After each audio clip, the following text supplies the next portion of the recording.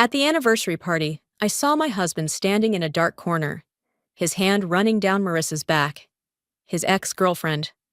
I walked up calmly and said, "Oh, honey, do you two need a room?" But instead of seeing a guilty look on his face, he looked me straight in the eyes and said, "If you can't handle this or me spending the weekend with my ex, go to hell." I didn't scream. I quietly left the party, packed my bags, and accepted the transfer to Singapore that I had turned down because of him for the past 2 years. 2 days later, while I was halfway across the world, he texted me, "How's your weekend?"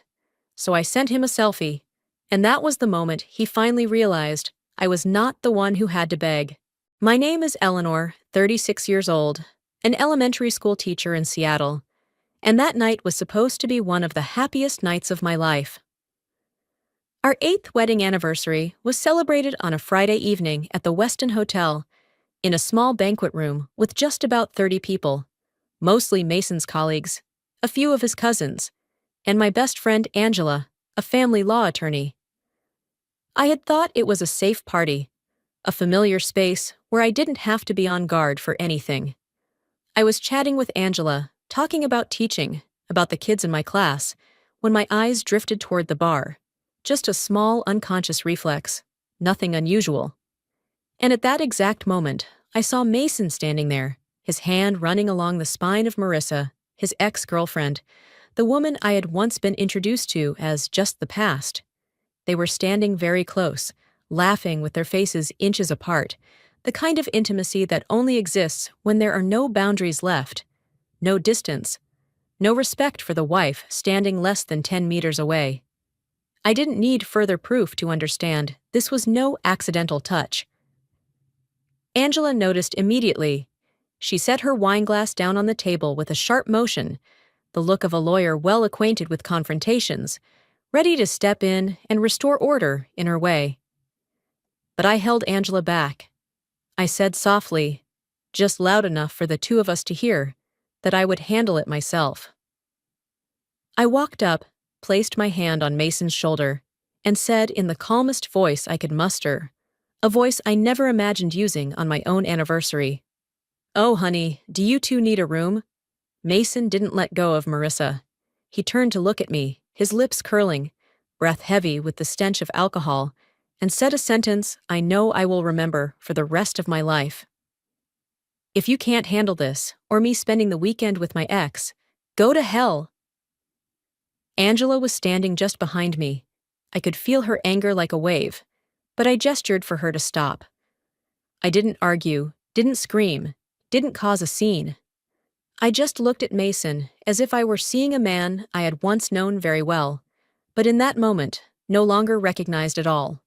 We left the Westin Hotel in silence, behind us the music, the lights, and a marriage I had tried to preserve for 8 years.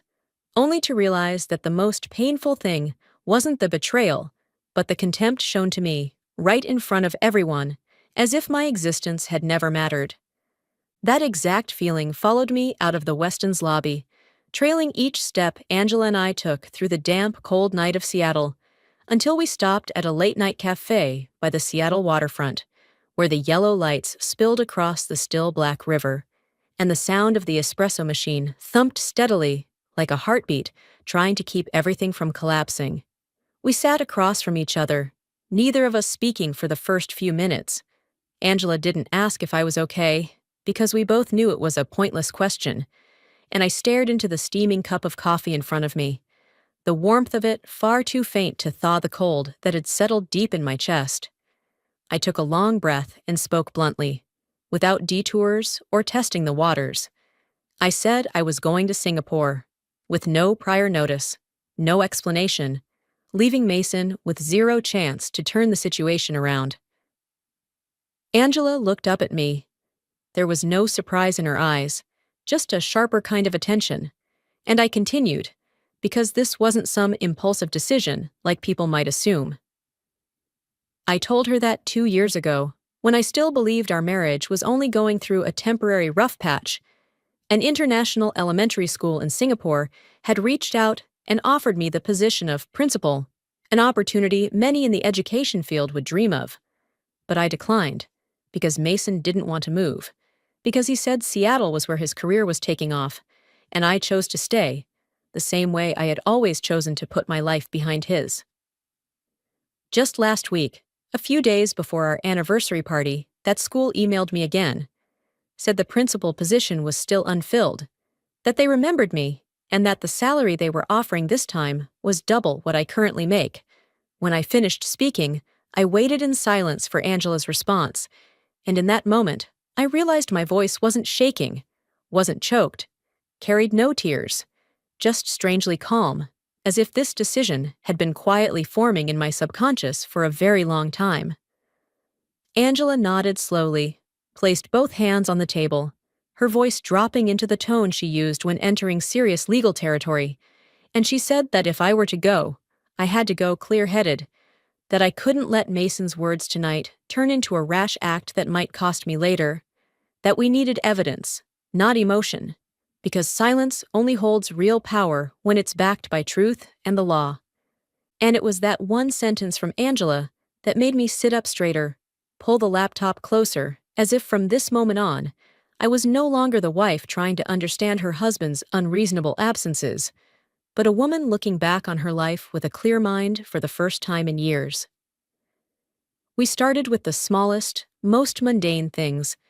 Mason's routine, something I had never felt the need to question before, because I had grown used to him saying he needed to meet friends on the weekend, to network, to build professional relationships, and I believed him, not because I was naive, but because I had chosen to trust the man I called my husband.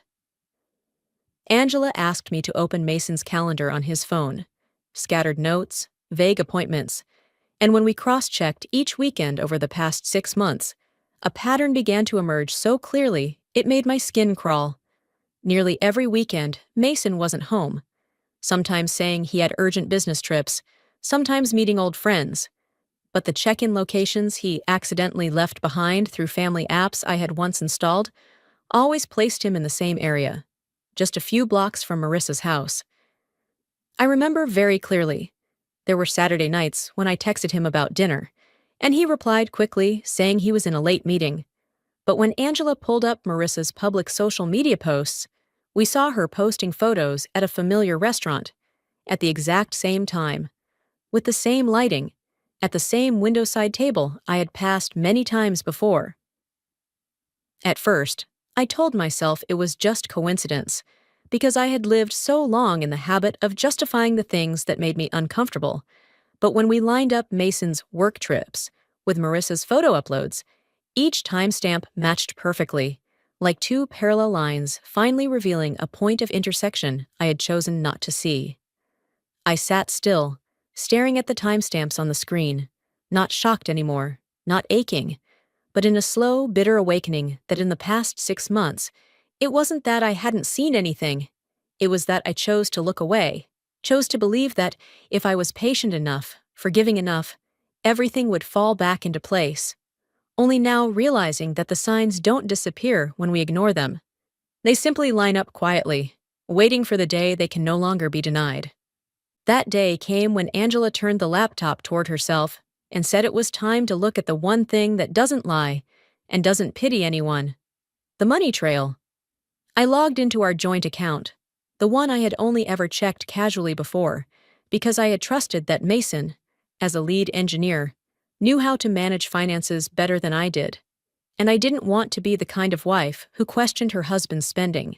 But, as the list of transactions appeared on the screen, I realized how wrong I had been. There were payments at fine dining restaurants in Seattle, places I had passed many times, looking through their glittering glass windows and telling myself that wasn't my world, that an elementary school teacher's salary didn't allow for dinners that cost hundreds of dollars just to order items in French. There were charges from a resort in Michigan, a place Mason once told me he'd never been to, and even transactions from a high-end jewelry store, a name that made me pause for a few seconds, because it was the same place where I had once stood for a long time, gazing at sparkling rings and smiling to myself, thinking that as long as I had Mason, I didn't need any of that. Angela didn't say a word. She just let me look, compare, understand. And it was that silence that made everything clearer than any explanation could. Then came the smaller transactions, repeated hotel charges, all linked to the same familiar chain. And in that moment, a very specific memory surfaced in my mind, so vivid it chilled me. I remembered a time, months ago, while doing Mason's laundry, I found a hotel receipt in his pocket. I picked it up, skimmed it, and put it back, telling myself he must have forgotten to take it out, that it was for work, that I shouldn't overthink it.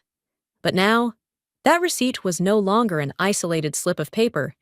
It was part of a long string of financial footprints, and I understood that the moment I placed it back in his pocket wasn't an act of trust.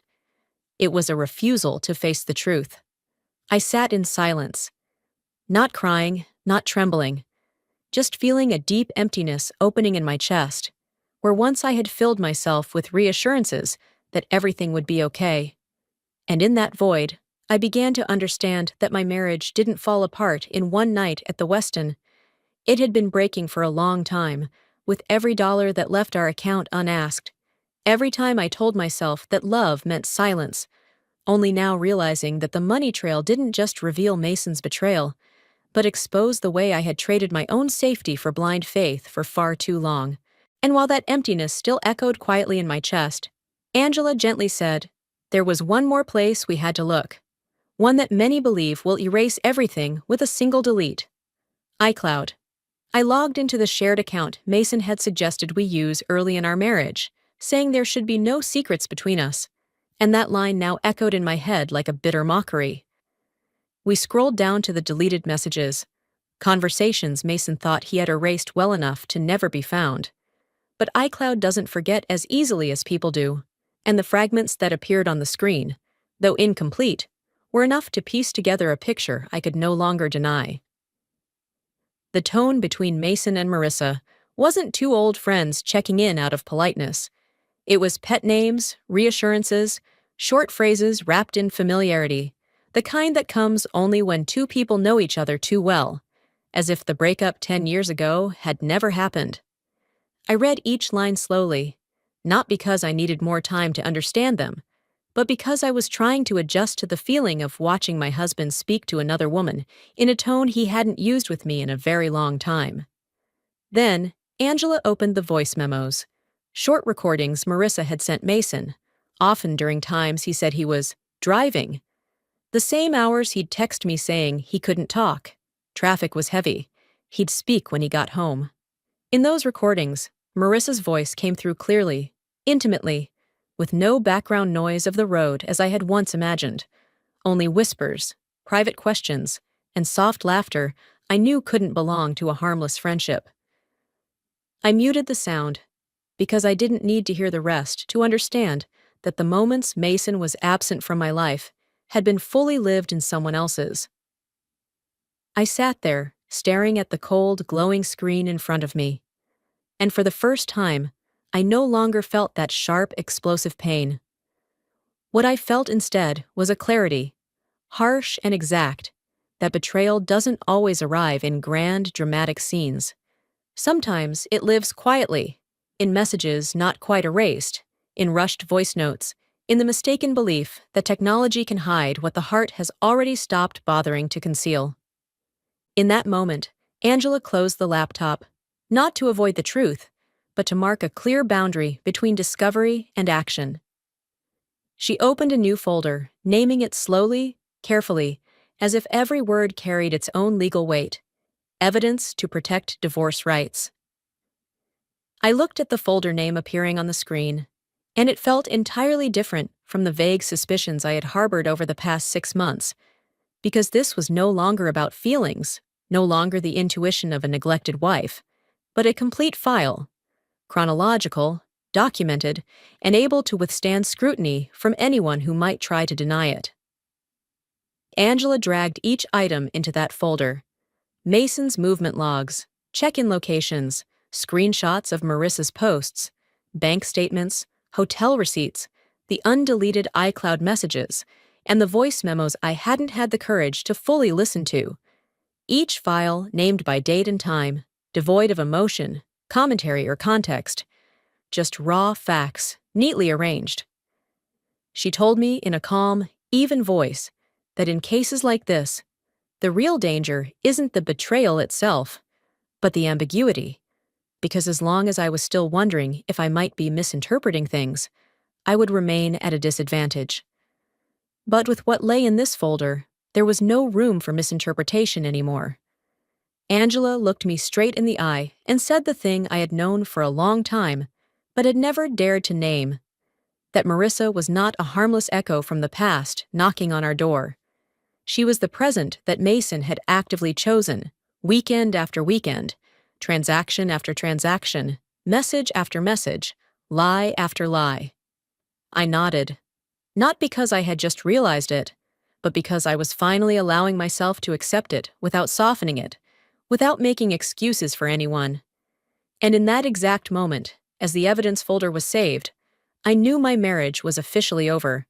Not with a fight, not with tears, but with an undeniable conclusion, where I no longer stood in the position of a betrayed woman, but as someone who had faced the truth and was now ready to step into the next chapter of her life, with the clarity I should have had long ago.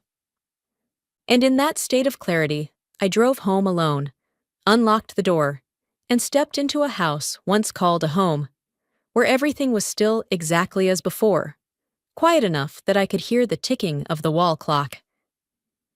Mason came home at 1 a.m., the door swinging open harder than necessary, the smell of alcohol flooding the familiar air like a signal I had long learned to recognize, the stench that always accompanied the nights he disappeared and returned as if nothing had happened.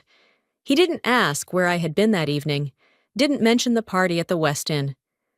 He tossed his keys on the kitchen counter, took off his jacket, and said in a tired, slightly irritated tone that I was overreacting again, that he and Marissa were just friends, that I was reading too much into things. I stood there, watching him speak, and for the first time in years, I felt no need to justify my feelings, no need to offer evidence, no need to argue about boundaries, because I had done all of that already, over and over, throughout this marriage. I stayed silent, not because I didn't have answers, but because I had too many, and no reason to share them with someone who never truly wanted to hear them. In that moment, I realized that the phrase, "we're just friends," no longer carried the weight of an excuse. It was just a habit, repeated often enough to mask the contempt that had seeped into the way Mason saw me, as if my emotions were just inconvenient reactions to be silenced rather than something worthy of respect. I said nothing because I needed no further explanations, and it was that silence, calm and resolute, that marked the last time I stood in that kitchen as a wife still hoping things could be salvaged.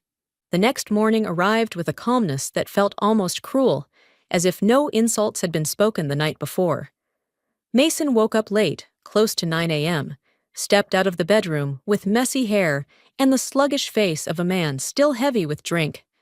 Not a single apology, not even a glance that hinted he understood his words, had crossed every boundary of a normal marriage. He opened the fridge, poured coffee, checked his phone. Routine movements of a man who believed everything in the house would continue as usual, that I would still be there, quietly cleaning up the mess left by his emotions. I stood in the hallway, watching those tiny actions, and for the first time, I no longer wondered why I felt so empty, because I was witnessing a habit repeated so many times it had become a given in Mason's world. He changed clothes, grabbed his car keys, and said flatly that he was going to meet a friend, his tone identical to every other weekend, with no explanation, no permission asked, no concern for what I might think. I looked out the window as Mason's car rolled out of the driveway, and just minutes later, the location ping on the tracking app appeared. Clear, direct, unmistakable, leading straight to the neighborhood where Marissa lived, the exact route I had seen too many times over the past 6 months. In that moment, I didn't feel pain or anger anymore, just a clear confirmation that this wasn't a momentary lapse, not the result of alcohol or a reckless night, but a pattern repeated with the confidence of a man who believed he would never face consequences. I stood there for a long time, listening to the door click shut behind me, and understood that my decision no longer belonged to some distant future. It was being written out clearly in this seemingly ordinary morning, where Mason chose the same old path, and I, for the first time, was ready to take a different one, quietly, without warning, but irreversible. As the sound of Mason's car engine faded completely from the driveway and the door clicked shut behind him, I walked into the bedroom and pulled the large suitcase from the corner of the closet, the one I had used only for short trips with him over the years, never imagining I'd one day open it to leave alone.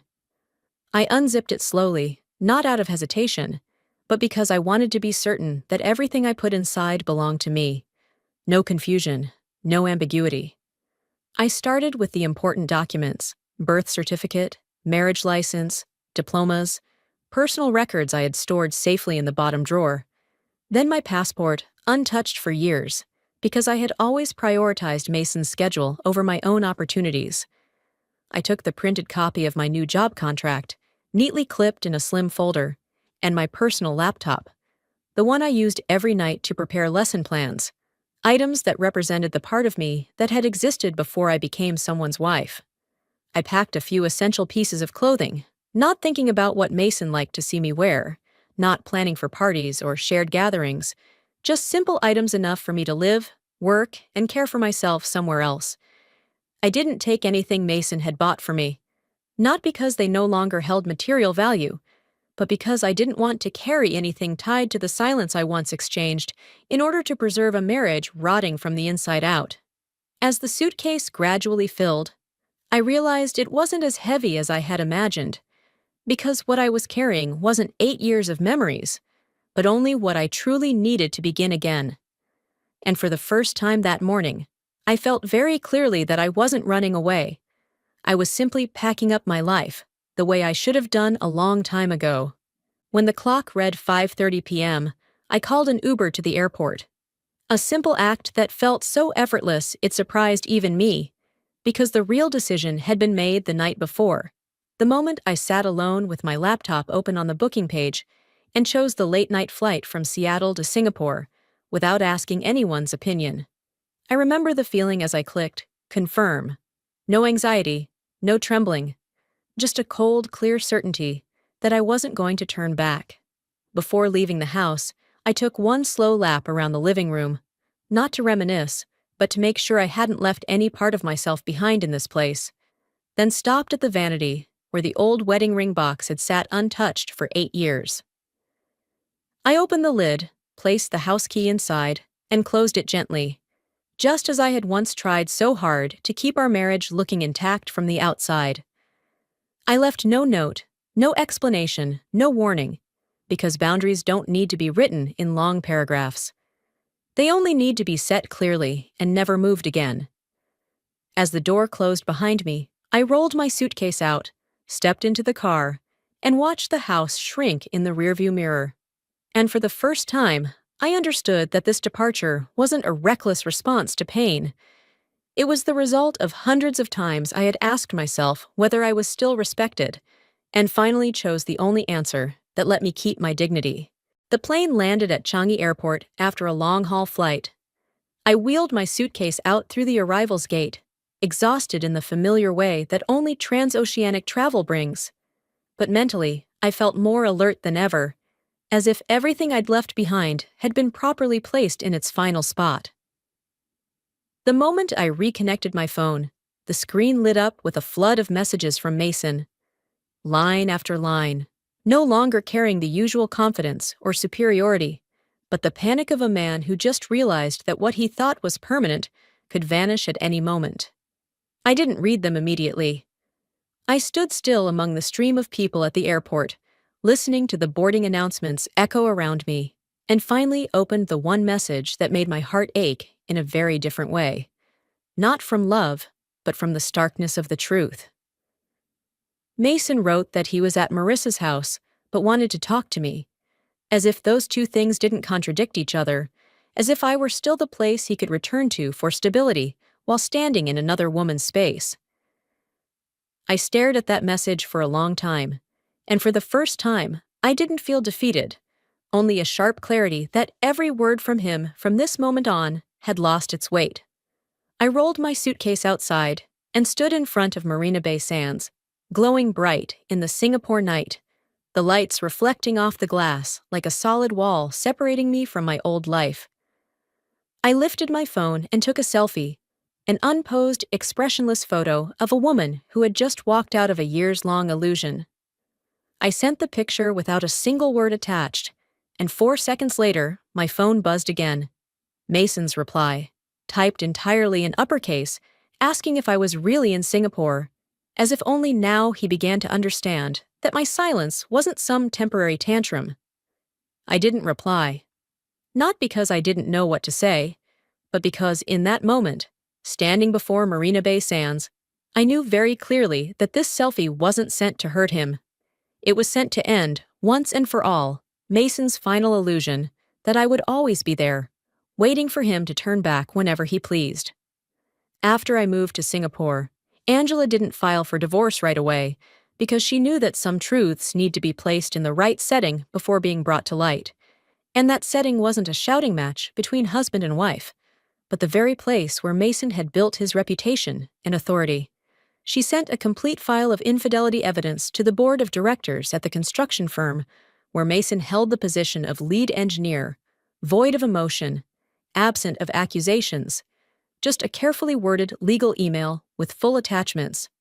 Hotel photos, travel logs, matching timestamps, expense receipts, undeleted iCloud messages, and properly formatted witness statements. The person who handled the case directly was the company's CEO, a woman nearing 60, and when Angela told me that she despised cheating men, I thought it was just a side note, until I later learned that she herself had been betrayed by her husband in the past, and ever since had refused to tolerate leaders who disregarded family boundaries or personal ethics. Mason was summoned to a closed-door meeting with the board on an otherwise ordinary afternoon. No warning, no media, no time to prep a story or shift the blame. There was no argument, no opportunity to explain, because what lay on the table wasn't the emotional outcry of a wronged wife. It was a sequence of logical, consistent, and undeniable evidence. The decision was made that very day. Mason was terminated for violating ethical standards of leadership. All projects he had overseen were revoked. His office access card was deactivated, and in the span of a single afternoon, the reputation of a lead engineer he had spent over 15 years building collapsed entirely. Not because I spoke up, but because the truth was finally placed exactly where it belonged. While Mason was still reeling from losing everything in a single afternoon, on another front, Angela quietly finished her role without ever attaching her name. Using an anonymous Facebook account, no profile picture, no personal info, she posted the full evidence showing that Marissa had been in an affair with a married man. The post was presented clearly, following a precise timeline, without added emotion or moral commentary, just letting the truth speak for itself. The post spread faster than anything we'd expected, because the internet doesn't take long to spot the disconnect between the image Marissa had cultivated, a strong, independent, inspirational woman, and the reality behind those heavily edited photos. Within 72 hours, Marissa's TikTok following plummeted, from 1.8 million down to 87,000. The drop was so fast that even her PR team couldn't react in time. Brand sponsors began pulling out one after another, not due to rumors, but because of pre-existing morality clauses in each contract, followed by claims for damages for harm to brand image. Her ad revenue vanished in a matter of days, fines stacked up, and within less than 2 months, the woman who had once lived under the spotlight of live streams and luxury vacations officially filed for bankruptcy. I didn't follow her downfall day by day because I didn't need to watch to feel vindicated. I only knew that when an image is built entirely on lies, all it takes is one direct beam of light for everything to fall apart, irreversibly. And when the glow of social media faded, what remained between Mason and Marissa wasn't love or understanding.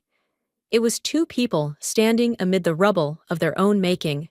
Mason lost his job, his position, the thing he once proudly called a career. Marissa lost her platform, her persona, the livelihood she had built through followers and sponsorships, and when there was nothing left to shield them, they began blaming each other instinctively. Mason said Marissa ruined his life, that if not for her, he wouldn't have been caught, wouldn't have been fired, wouldn't have become gossip among the engineering circles he once belonged to. Marissa fired back, accusing Mason of deceit, of using her image to feed the ego of a man who craved admiration, that he dragged her into a dead-end relationship and left her to face the consequences alone. Their arguments no longer took place behind closed doors. They spilled out into the public in leaked messages, screenshots of chats, angry rants typed too fast to delete in time. Enough for anyone to see that a relationship once cloaked in parties, lavish weekends, and familiar lies had rotted beyond repair. I took no part in any of it because I understood this wasn't my story anymore. It was simply the inevitable outcome for two people who chose betrayal and believed they would never have to pay for it. They ended things bitterly, full of blame and resentment, with nothing left but the stark truth that when everything collapses, love isn't the first thing to go. It's the illusion that happiness can be built on someone else's pain. Months later, I stood in a courtroom for my own divorce hearing with a feeling entirely different from what I had once imagined. There were no fights, no harsh accusations, just procedures carried out by law, where assets and the Seattle house were divided clearly and fairly, like the final calculation closing a chapter of life. No one won, no one lost, because this wasn't a contest, but a just conclusion for two people who had reached their limit. Mason signed the papers in silence, no eye contact, no words, as if every explanation by then was already irrelevant. I signed my name with a steady hand, no tremble, no pause, because I knew exactly what I was signing for, not to hold on, but to let go. I didn't need revenge, didn't need to prove I was right. Life had already done that for me in ways I never had to interfere with. A few days later, standing on the balcony of my small apartment overlooking the Singapore River, I listened quietly as the city lit up around me, the water drifting under the reflected glow of skyscrapers. And in that moment, I realized something with absolute clarity. When a woman stops enduring in silence, when she sets boundaries and walks away without asking for permission, not only does her own life shift, but the entire system that once relied on her quiet compliance is forced to move as well, leaving behind a space wide enough for freedom, for peace, and for a future that, for the first time, I had the right to choose for myself. I'm not a perfect person, and the decisions I made may not be the same ones you would make. But if my journey made you feel a little less alone, or gave you just a bit more courage to draw your own lines, then this story has meant something. If you feel seen, please hit like, subscribe, and turn on the bell so you don't miss the next stories. Stories of women who were once silent and who learned to walk forward on their own 2 feet. Thank you for listening.